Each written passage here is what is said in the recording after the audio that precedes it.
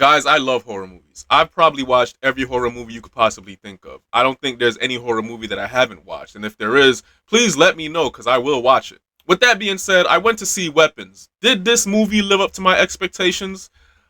Well, here's my thoughts.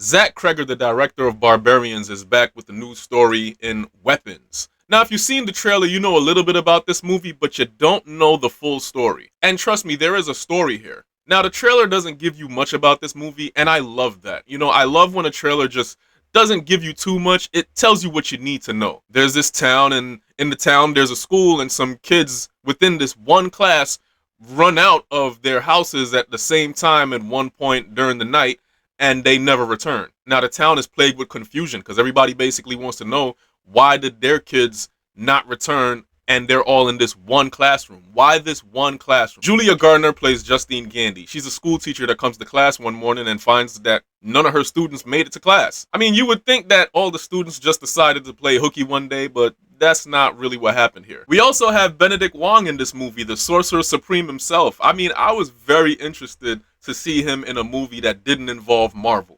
He plays a principal in this movie, and it was just great to see him playing in a movie that didn't involve him opening portals or telling Doctor Strange what to do. Now, if you've seen Barbarian, then you know Zach Cregger has a very interesting way to tell his stories. In Barbarian, I felt like the build-up towards the conclusion wasn't really all that great. It didn't really quite do it for me. Whereas in Weapons, I feel like the build-up kind of led to the conclusion, and it had to happen that way. And it satisfied me for the most part. I usually love my horror movies with a lot of gore, a lot of violence, a lot of murder. This movie really didn't have that much to offer as far as blood, guts, spilling all over the place. You know, was it scary? Some people might view scary a little bit different than I do. Some people might like their jump scares. Some people might like blood. Some people might find that scary. Some people might find ominous scary. Some people might find suspense scary. Whatever your scary is, it might vary. But for me, this wasn't really that much of a fright fest. And I'm not going to lie to you, in hindsight, after watching the movie, I have to appreciate everything that the movie offered. The way that it told the story, it was a little bit slow, and it did come off as, this is going to drag. I'm not going to lie, I even was looking next to me, and there were a few people falling asleep in the theater. But again, this could vary depending on how you like your horror. Not everybody likes to wait for the grand finale to find out what's so scary about this. You know, as I'm watching the movie, the story is good, and they're telling a decent story, and they're telling it through the perspective of different characters in the movie. I kept finding myself asking the same question. Is this going to be the moment where somebody dies? Is this going to be the moment where somebody dies? Is this going to be the moment where somebody gets hurt? And the movie really didn't have much jump scares. It's not focused on that. It's focused on telling a story and the grand finale to surprise you and keep you entertained. The reality of it is, if you really want to enjoy this movie, you're going to have to sit through a little bit of storytelling. Now, for the most part, I love how Zach Cregger tells his stories. I love the camera work, and I like what he finds scary. I think what he finds scary is different. You know, you see some kids running out their house with their hands to their side like Sonic or an airplane, and, you know, all at the same time in the middle of the night.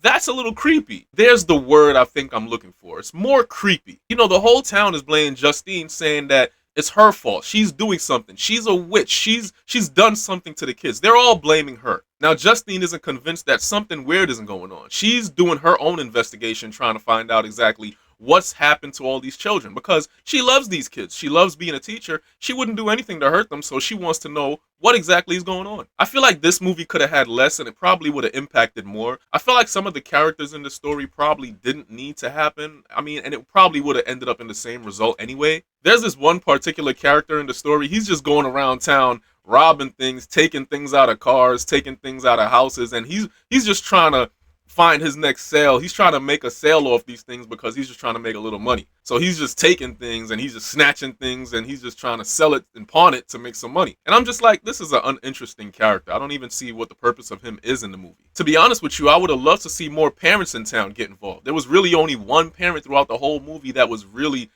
interested in finding out what happened to all the kids and searching for the children. And I'm like, that's not realistic. I mean, if something happened to a town full of kids, you would have wanted to see the whole town in a frenzy. But it was only one, and it was like, you know, this is kind of unrealistic, but we're going to pretend like none of the other parents care about their kids disappearing, right? Now, the second half of this movie, everything starts to make sense. You start to see exactly what happened and who's responsible. You start to realize what's behind these children's disappearance and why they just ran off like that. Towards the second half of the movie, I start to say, all right, this is interesting. I wasn't expecting this. I'm not going to lie. I completely had it figured out wrong. I honestly thought that the reason behind the kids disappearing was because of something else, when in fact it wasn't nothing like that at all. I wouldn't even call this movie much of a horror movie. It would fall along the lines of a thriller if you ask me. But that's just my opinion, because there was a lot of like scenes where it was just like, that's not scary. I mean, thrilling, but not scary. Again, if unsettling is your thing, this movie is for you. Unsettling is definitely what this movie is going for. To be honest with you, towards the end of the movie, I found myself cracking up towards everything that was happening. It was actually funny how they ended it all. The conclusion and everything that came to its climax was just so hilarious. I couldn't stop laughing. I was probably the loudest person in the movie theater. Like, my laughs was making everybody else in the movies laugh because I was just having a ball with how it ended. And that's not really how I like my horror movies. I don't like my horror movies to make me laugh. I don't want to see something that's going to make me chuckle. Horror isn't supposed to make you laugh. It's supposed to make you jump or make you close your eyes. Like this didn't really have any of that for me. To be honest with you, I don't feel like nobody in my movie theater even was really scared of what was going on. They were more just like chuckling at certain scenes, or they were just like falling asleep. Again, if you're able to sit through Weapons and the story that it's telling between each of these characters, the payoff is actually worth it. I do think that the end did make a lot of sense, and I like the way it ended. I just don't like the build up towards the ending. I felt like there were a lot of things they could have taken out. I felt like there was a lot of things that didn't really need to be in the movie, but I appreciate the movie for what it is. In hindsight, I definitely appreciate how this story was told. Josh Brolin is also in the movie. He plays Archer, one of the parents whose kids went missing in the middle of the night. And he's literally the only parent looking for the kid. And that's probably one of the most unrealistic things in the movie that really didn't quite do it for me. I was just kind of like, what, why is he the only parent, Again, is this movie scary?